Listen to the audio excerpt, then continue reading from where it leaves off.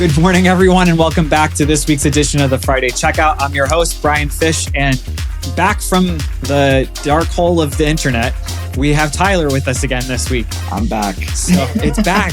Tyler, thank you so much for being able to connect with me today so I don't have to do another episode alone. I have Wi-Fi now. My move's complete. I have Wi-Fi again. I'm not on a journey in the ocean either. So yeah. Well, between the ocean and then the Wi-Fi sucked before you didn't have any Wi-Fi in your apartment and the cell signal was bad. You were at a coffee shop also last week, right? Yep. I was at a coffee shop for like 3 days in a row. I think they thought that they got a new regular, but yeah, I haven't been back. They're probably do they have those signs? Like I remember in college, Panera, when you got on the Wi-Fi, it was like, be respectful and only stay for 1 hour. And like nobody stayed for an hour. Oh no, this coffee shop definitely. It's actually in my old neighborhood. I just knew about it. They got really good Wi-Fi. Their food is awesome too. So I was spending a little too much money there each day, but they at least had connection. Yeah, that's the problem. Well, I went to Panera one morning on a Saturday to do a bunch of work.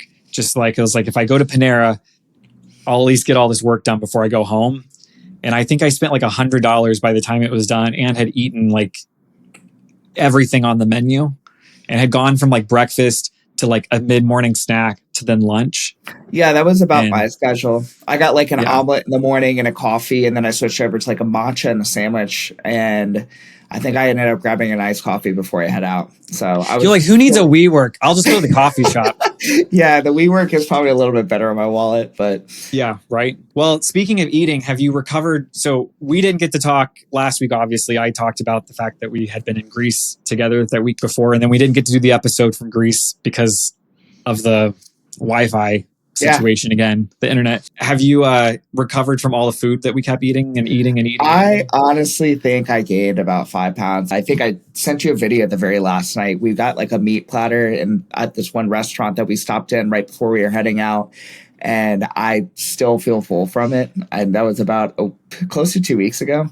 Yeah, that was that I was like, I don't know how they're eating all that food considering how much we ate on the ship. Because the food was amazing. It was like the galley, then pizza, more pizza, ice cream. Like it was the worst diet ever. The ice cream joint, like I definitely went there. I would sneak off there like in between like stops, between like going to like reload on batteries or like, having to run back to my cabin really quick just to like grab something or switch something out. Like why not get a scoop on the way?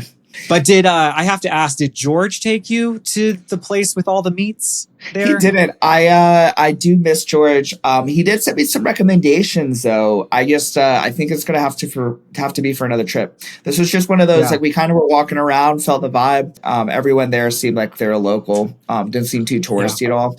So popped in there, but very surprised. I don't even know if I can say I'm surprised, to be honest. Everything that I ate in that country was amazing. I wasn't excited to go to Greece, to be honest with you, other than just to see like the ocean and like the beaches.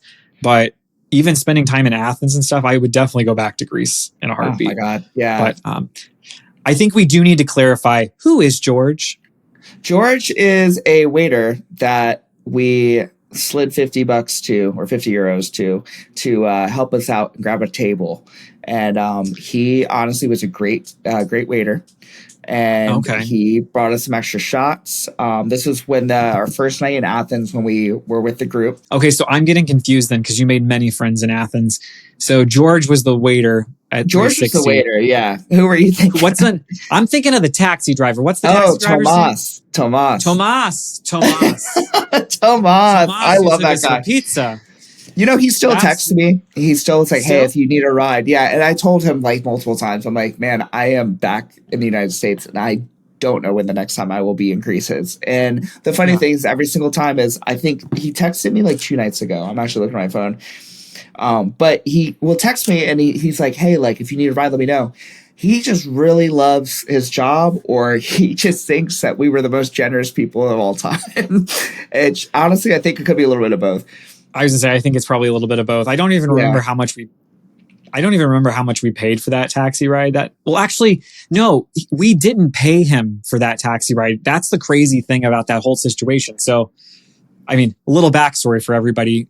We had gotten the group was done at the 360 bar in A for Athens, and our transportation for the night had already gone. They'd timed out because they can only drive for so long. So we had to get everybody back. So I ended up just getting some taxis. Well, Tomas is actually the taxi driver that that offered to help me coordinate getting all the cabs, but I didn't have a lot of like change. So he felt like I overpaid him for the taxis, which I don't think that I did, because I also think, I mean, I don't want them to increase their prices in Greece, but I also think that they don't necessarily know how to price things properly in that country.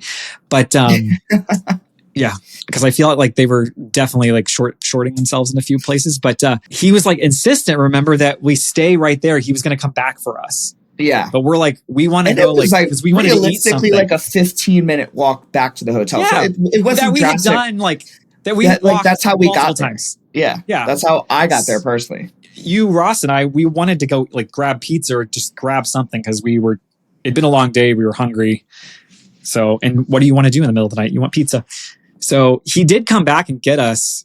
And then he was like, oh, I know where pizza's at. And then called somebody while we were in the cab. And then took us down to an area where we were supposed to originally have been staying. Thank God we weren't, because it was like the seedy district of Athens. Yeah, it was definitely an area that would have been a little bit of a different vibe. I mean, a little bit of a preview for people. Like if you see a place that's like touch, feel, something, smell, probably not the best place for you to be taking the whole group of just one place too. There was not just one place. 6 places next to each other. Yeah. Next to the which I was like, joint. are we in Amsterdam? Like I was thinking, like, is this Amsterdam? Now, I don't think I am speaking out of school here. There are these interesting places. You and Ross I think Ross was very interested in these places in terms of like, he was like amazed that they even like put these things, like this stuff on these signs, which, we aren't going to talk about what was on the signs, but you can only imagine. So meanwhile, I'm waiting for the pizza at the pizza joint that Tomas has ordered for us. Mind you, it's like 20 minutes away from where we were. Too. Yes, like not close. There was a million pizza places next to us, and he was like, I know the one. And like when he drove us over there, he was cruising, and we probably should have been a 30-minute drive, made it about a 15, 20-minute drive. 100%. There was a part of me at one moment, but I was so tired and I kept thinking, are we getting kidnapped? I felt the same. I don't know. Like, I was like, I don't know. Along like, for the ride. While you guys are taking your pictures and like doing a little walking tour of the strip there, I'm waiting for the pizza. And at first I'm sitting out on this little bench waiting because the pizza's not ready. And there's this homeless guy that keeps like walking by that's totally wasted. And it's a combination of wasted and I think a little potentially schizophrenic at the same time. And a healthy dose of both. So then I at some point was like, okay, but you guys, at some point you all got far enough away that I was like, I really am not comfortable sitting here alone. Like, I'm just going to get up and go back into the restaurant. Thank God, as I did, the pizza was starting to be ready. So I'm starting to like check out and pay the clerk. The guy's like knocking on the window. I looked at the clerk. I was like, is that he belonged to you? And he goes, oh, we feed him and give him drinks. And sometimes he gets drunk or whatever they said to me. Basically they feed him and they give him alcohol. Okay. So he is your man, and he's your drunk. He's out there 24/7 apparently. Yeah. But the way the guy just looked at me like, yeah. If someone gave me free food and free booze just for kind of, being there, not a bad gig. I know. That was the weirdest thing. But then he did get us back to the hotel in one piece, and obviously has become a great friend of yours. Yeah, I just looked back at my text. He texted me 4 days ago, and he said, "When in Greece," and so he's just, I guess, awaiting my return. Your return, yeah, no, but definitely, I'm with you. I came back and I was jet lagged, and I basically felt like I had consumed like 70 pounds of food a day for 7 days. Yeah, so like, I don't think I ate very much last week. Mm-hmm. I was like, I didn't have to eat very often. Been very adamant about not getting like chips and some, especially dips. Junk food. yeah. I had enough dips when I was out in Greece. Well, we had Matthew Schueller on the show this week on Tuesday. It was good to catch up with him. We got to do it virtually. He's having a lot of success with his group trips, which is great to hear. Yeah. And it was good to catch up with him. Also talking about going to Greece. But no, Matthew is great. It's good to hear that everything's going well with him. They've started their own business. for travel. And interesting how he's gone from being a nurse. He was doing content creation on the side, like, because he was doing MySpace back when MySpace was a thing. Are you old enough to remember MySpace? Did you have I had a MySpace. Yeah, it was actually funny. So I think I mentioned before, I'm a 96 kid. And I think my first profile picture was me with spiked up hair sitting at a bar that obviously my parents brought me to. And I had like a beer, like not in my hand, but just the way I cropped it, it looked like I had a beer. Yeah. You know, and I had like an Abercrombie fit shirt and then like spiked up bangs. And like, I think I was like at the ripe age of like, I don't know, like 12, 11. Just thinking I was someone like way more badass than I was. You're totally from the East Coast though, that you had to have the Abercrombie and Fitch shirt. Especially oh my God. Yeah. By the time you were 12, because I feel like Abercrombie was big in the Midwest in the late 90s, early 2000s, but your parents took you to a bar? Well, I think it was like a bar restaurant. I actually remember the place it was. It was the Crab Cake Factory in Ocean City, Maryland, which is like, they got amazing food. I will tell you. Okay. I love a good crab cake. Crab cake. They have some of the best crab cakes. I don't want to say the best. My parents have been out there for a little bit now, and they've mentioned that they think they found something better. It's more of like a mom and pop shop, but Crab Cake Factory in Ocean City, Maryland. Definitely a recommendation if anyone's listening and happens to stumble through that little town. This whole thing has grown. He's not a nurse anymore. He loves to travel. They were always traveling, and then he started this thing last year where he's taking followers can actually book to go on these trips with them, and it's going well. And I think, what did they say? They have like 12 trips, I think, planned so far. They've had done, I think, 5 or 6, maybe. It's really cool to see, because I feel like it's a kind of an untouched area to where I feel like a lot of creators would feel a little uncomfortable having certain, like, followers 100% opening that up. But seeing kind of like the culture that he was talking about that they're starting to build, it seems like they have a great community and stuff around kind of the trips. But I think, because I thought about this, and I didn't ask him this question, but I had thought about it, and I almost did ask the question, because like I don't have the profile that they've built. They have a massive following online, but like I'll get crazy messages from people that like will just send messages on Instagram, and it always goes into that like secondary like folder thing that you have to like go looking for. 100%. But sometimes I'll just go look, and like they'll say like, my business partners, they're like, I can't believe they would say that, and I'm like, doesn't bother me. I'm like, because they're just trolls basically. They don't have anything else to do. But they'll say like nasty things. Yeah. But I'm thinking to myself, I don't know that people I would are weirdos. People are very much weirdos. But I was going to ask him, like, I wanted to ask him, like, Matthew, aren't you worried about, like, because there's like these crazy people, like, what if a crazy person decides to book the trip? But then it dawned on me later in the interview, and why I never went back to ask the question was, it's the same reason why I tell people I don't even give those people, like, I actually laugh at what some of the people write about me that they like will send to me, because at the end of the day, those are the people that they're only that brave behind the keyboard or with their phone in their hand. Like they're never going to sign up for a trip to go somewhere and like encounter, like see you in person. It's not going to happen. Yeah, especially too with like actually putting money towards that stuff, and right, and like committing to going to something like that. Too, you definitely like. At first, you kind of that's kind of what I was mentioning. It's like, first thought, you're like, oh, like you'll probably get some crazies coming on this trip, but all the crazies will kind of get weeded out. Just from like the pricing, and like, not saying the pricing's too expensive, but it is a decent amount of money to. It's an investment. And 100%. And time too, especially the biggest thing with time. It's like taking a week off from your job, from your life, from if you have a spouse or kids or anything like that too. I mean, if anything, if you want to troll me, like just give me $5,000 and you won't even have to travel anywhere. I know, right? I'll invite you to Phoenix. We'll go to the Panera and sit there for all day. You can just tell me all the things you want to tell me in person. So. It's awesome to watch. So I know he'll be back. So it'll be interesting to see how their business grows. So I was just in Florida. So awesome. How was that?